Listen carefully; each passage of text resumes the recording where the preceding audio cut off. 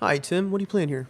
Hey, Stead. I'm actually just checking out some Omerta City of Gangerss by Mount Games. A fun little Bulgarian developer, most notably known for doing the Tropico series, which I'm a big fan of. But Omerta is pretty different because where Tropico has you being the dictator of a small island republic and is more of a SimCity civilization type experience. In this one, you play the leader of a 1920s gangster gang, Italian gangster gang. Trying to rise through the ranks of the criminal underworld in Prohibition-era Atlantic City. And it kind of combines what I know from Tropico, which is the civic management thing, which is kind of what happens in this view we're seeing right now. There's different establishments like gun runners or speakeasies or the residence of a politician. And then what that does combine it with is these combat encounters, which are turn-based combat encounters, which they play very similar to what we saw in XCOM. So you move, your opponents will move, and then damage will be resolved and everything like that. So let's see if we can get to one of those in a second. Start at my hideout here. We're playing this on the Xbox 360. This is on the Xbox 360. I'm also reviewing this title, so the full review should be available on cgmagazine.ca very soon. Generally, these games are kind of more PC-oriented. What do you think of this one? They are. This is actually my first time playing a Mount game on console. I normally play Tropico on a PC. And the fact that this one has the turn-based combat encounters makes it a little bit more console-friendly than just the straight civic management you were getting in Tropico. But there's a couple other things that I don't like about it being on console. One, I'm not a fan of the camera. It's you can spin it around and move, but I find it really hard to see detail. Tough to get in real close. Yeah. Right now it's in a night cycle. There is a day and night cycle, which is really cool, but I find that at night it gets really dark, so you can't really see what buildings are which. So let's start off here, and this is a speakeasy right here. It's a rival speakeasy, and I don't like what they're doing, so I'm gonna perform a drive-by. And so you have all these members of your gang, and you basically select them to do a task. So I'll get my main guy, the boss, to do this task. So he's now locked out, which means I can't use him for anything else until that task is completed. So he's basically gonna get a car, a Tommy gun, and drive by the speakeasy, and hopefully force them out of town. You can obviously do that only a limited amount of times, or a certain amount of times per... Yes, once he's gone, he's gone. Okay. But what I can do is I can try and find a premises, which I'll go to the informant to do that, but I can't do that. So I'm gonna try and find a premises and set up my own speakeasy. So basically force this guy out of town and then build my own speakeasy. So I'm making the money in this town, not him. We're playing more of a free-for-all here rather than the main campaign. Yes, the main campaign does actually feature an actual story about you as a guy getting off the boat with nothing but a few bucks in his pocket, bad attitude and a dream in his heart of being the biggest, baddest gangster in Atlantic City, and it follows your progress of expanding the gang, recruiting more members, and befriending politicians or bribing off police officers, and trying to rise through the ranks of the criminal underworld. So still waiting for this guy to finish. That's the thing, is some of these jobs do take a little bit of time to actually finish. So when you have more members to the gang, things can go a lot quicker. Let's see if we can hire anybody. Oh yeah, look at all the people we can hire. Let's hire Squigs. No, they cost you straight money more than they actually reputation. As you can see there, they collect a daily salary. Okay. So Squigs is going to cost me $15 a day. I like Mr. Wolf's good because he's got a rifle, so he can actually shoot people from very far away, but he comes at a cost. That's useful. This French daredevil I really like because she's a straight melee combatant, and she just kicks the crap out of dudes. I like that a lot. So now that I got some more people in my gang, we can actually do a little bit more. So I'm going to send Squigs to intimidate this informant so we can find out about more buildings, and then hopefully we can build our speakeasy. Down at the bottom here, we have 6 kind of... Yep. Little things. Can we only have 6 people at a time, or can you expand that? Where I'm at in the main in the single player campaign right now, I've got 5 slots, so I can hire 5 gangsters, and more slots unlock as you progress through the campaign. So you can't get more than just 6 later on. But in the sandbox game, you can hire more. So hey, there we go. He's done. So that speakeasy is now toast, and it's now a joint, which means I can rent it. So I'm going to rent it. And then once that's done, I will set up my own speakeasy there and start to earn some cash. So there's 2 types of money in the game. There's dirty money and clean money. Dirty money comes from illegal activities like speakeasies or gun running, things like that. And clean money comes from operating legitimate businesses like a pharmacy that sells alcohol for the medicinal purposes. So it's legal money. So far, I haven't really found that much of a difference other than certain people want clean money, certain people want dirty money, depending on whether they're a legitimate businessman or a not so legitimate businessman. So there hasn't been difference in uses to the player. Not really, because to the player, if you run out of dirty money, you can use clean money. So, but since it is a little bit more valuable because it's already been laundered, you don't want to necessarily use your clean money to do anything. So now that we got the joint, we're going to establish a business here. And where's my speakeasy? Oh, no speakeasy. Oh, there's a speakeasy. Yeah. So there we go. So once that's set up, we'll start earning some cash. And then in the meantime, we're going to run a charity event to appease this local politician so that if we ever get in trouble. So you can kind of have his pocket. Yeah, so he's in our pocket. Because if you'll see up, there's also a heat rating, which is represented by those stars on the screen. Once you get to 5 stars of heat, there becomes a criminal investigation will start. And you basically either somehow get out, weasel your way out of the criminal investigation, either by bribing officials, using a scapegoat, or paying off the cops.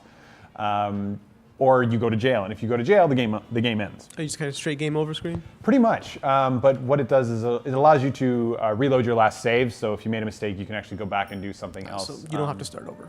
Exactly. If everybody in your gang is also imprisoned, then you will also end up, the game can enter a defeat condition, and you don't want that, obviously. Because when it ends, it kind of just ends, so that's a bummer, especially if you put a lot of work into a mission or anything like that.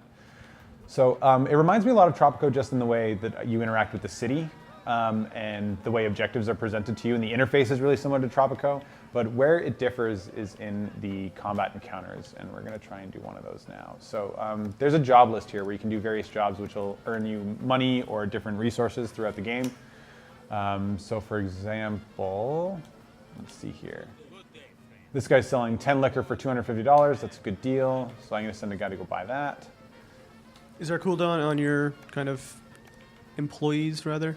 Well, if they're on a mission, they're locked out, which means you can't use them. Once they complete the mission, you can use them again. They're available right away? If you go into combat and they actually take a bullet or two, they can basically get debuffs.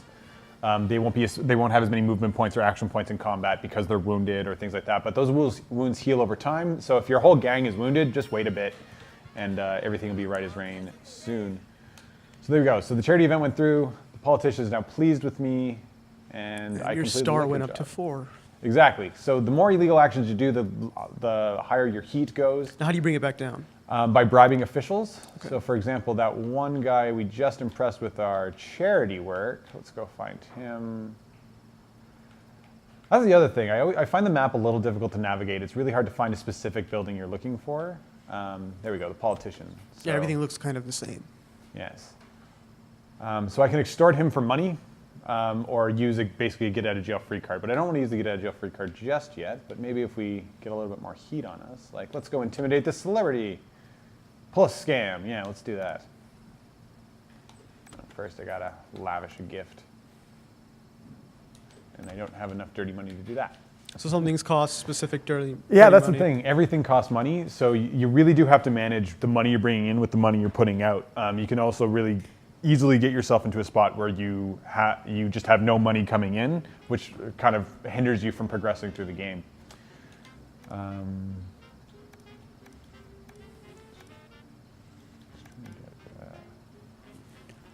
Now, how much of the game do you think, or would you say, is combat? I'd say about probably 30 to 40% of it. There is more stuff done in the city screen where you're managing businesses and setting up new ones and everything like that. But when you actually do get these specific combat encounters, they can last about 10 to 15 minutes per encounter. Some of them are really difficult. And the controls aren't as intuitive as I would have liked them to be, so there is a pretty steep learning curve when it comes to the combat encounters. Unlike something like XCOM, which is really intuitive and really polished and really easy to learn. And it was well built for consoles too. Yes, this definitely is showing its PC roots, unfortunately. But it's still decent. I still enjoy the combat for the most part. I just wish it was a little bit more polished from like what I'd seen in XCOM. But it being a different developer, that's to be expected. They're not fair access, these guys. So let's see some combat here. See if you can get some going. Yeah.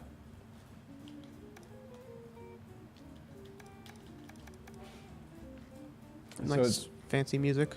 Yeah, I actually, one of the best things about games from Jaime Mount Studios is the soundtrack they put in. I mean, playing Tropico, it's a very island kind of feel to the music, and in this, it's very swing and jazz oriented. So it does really feel like you're, running around in the 1920s. All right. Kind of wish I'd done the single player campaign to get into more combat encounters. The reason why I keep doing jobs to find this combat encounter is because certain times the job will go awry, and then that'll result in a combat encounter. Like your convoy will get ambushed or something like that, and you've got to react to that.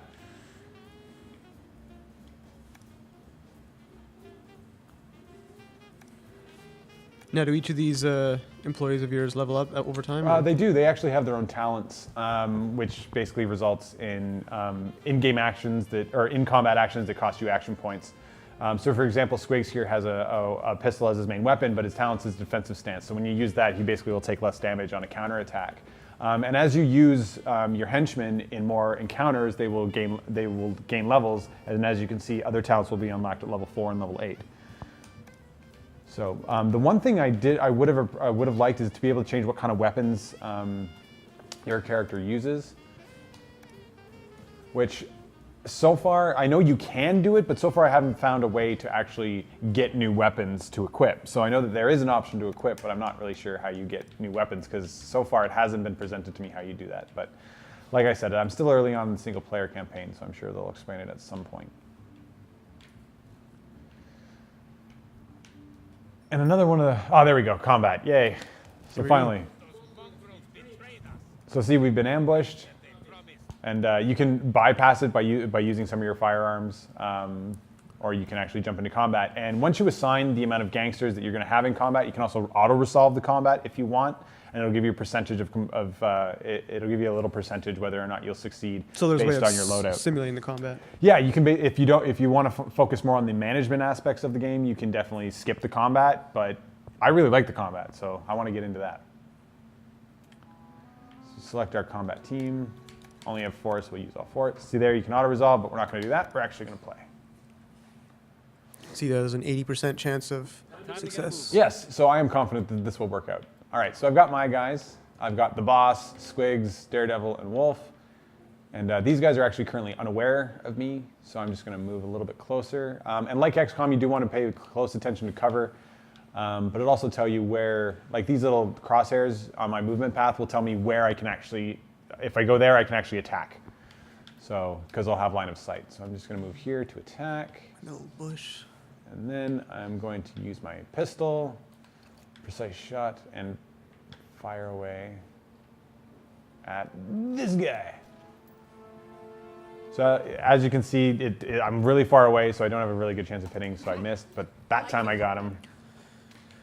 Now you see over there, it says take out all opponents. Is that the objective for most battles, or? For battles like this, when you're ambushed, yes. There has been other examples where you have to break a buddy of yours out of prison, so you're more of get in, get him, and escape. Because they will just keep throwing police at you. There's more objective-based combat then. Yeah, there is more objective-based combat. Sometimes a rival gang will attack you, and you just have to defend yourself. So basically keep everyone alive, and everything will go fine. So now that this guy's turn is ended, hit the right trigger. We'll move on to the next guy. Move him up here. Right out in the open. Yeah, I kind of just want to get into the combat, so we're just going to get there. What's the difficulty like on combat in comparison to It's pretty steep. I've been defeated quite a few times, so you can, but basically it always comes down to the decisions that you make in the combat. So if you make all the right decisions, even if you're not as skilled or as powered up as the enemy combatants might be, or the enemies might be, you can still have a chance. But if you could just also, if you make a lot of bad decisions, like running around in the open, you won't do so hot. So now that I've got him, I'm gonna do a dirty attack. Give him a kick. Ugh, there you go. Kick him again. There you go. So now I have a little bit, so you can choose another attack which is worth less action points, and I'll punch him. There we go. Nice little sock in the kisser for you. And so her movement's gonna move on to the next guy. Now the opponents will move. So you see the comparisons I'm talking about when it comes to XCOM, is that you move, then they move. So you can get right in there with your camera. Yep. What's the average length of each combat? I'd say about 10 to 15 minutes, depending on how complex or how well you do. The better you do, you're going to have an easier time. Is there the option mid-combat session to sim the rest of it? No. Once you're in, you're in. And there you go. See, like XCOM, you can take cover, but whereas XCOM had different types of cover, like good cover, poor cover, or no cover, or really good cover, this is pretty much just cover or not cover. And I may be in cover here, but this guy's got a pretty good beat on me, so he's probably going to attack me. But before he does that, let's get back to the quick shot. Couple caps. There we go. Apparently I'm a lousy shot because I'm standing right next to the guy and I still missed. So there's also different conditions that can be bestowed upon you from various attacks. So if you end up bleeding, you'll lose health every round. Or the second meter on all opponents is the courage meter. If the courage meter depletes too much, like XCOM, you'll panic and the guy can run off, or he gets a significant reduction to his movement. It adds another element to combat. Pretty much. So the combat is decently nuanced. It's just not the most, like you can tell that there's a lot of camera movement and it's not the most intuitive thing going, so. But if you play enough of it, like anything, you'll eventually get it. So we've taken out one of the 5 opponents here. Yeah, a couple more to go. Get my kicking spy. Steep. There you go. Nice little sock. Let's get it done. I also do, a lot of the different members of your gang and different gangsters have different personalities, and I kind of like that about that. Like Mr. Wolf is kind of the suave businessman type guy, whereas Daredevil here is very hot-headed and likes to, run around and punch people, so she likes to get really into the thick of it. And I find the boss to be relatively mild-mannered for a hardened gangster. When you lose people in combat, are they gone permanently, or? They're gone permanently for the end of the combat. There are certain abilities that can revive them. For example, a bandage ability or a first aid ability. But if they are dead at the end of combat, then they will be wounded when you go back to the city screen, and they will have reduced So abilities. you do get them back at some point? Actually, unlike XCOM, there's no permadeath on this, permadeath. whereas, which I think might have actually made me care about the characters a little bit more, but since there is only a certain amount of characters in the game, whereas XCOM just has thousands and thousands of it, they'll just keep giving you people, whereas as long as you can hire them, this is a little bit different. Yeah, boys. I shoot you, you fall down. You're missing your shots there. Yeah. Yeah, Squig's not the best shot in the bunch.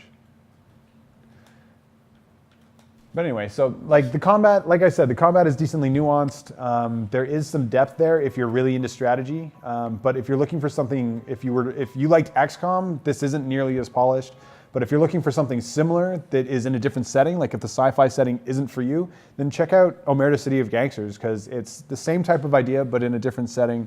And then you've got the whole civic management part of it, which Tropico has done really well in the past and is pretty good in Omerta City of Gangerss. All right, so that's Omerta. Check out Tim's review on cgmagazine.ca. Thanks.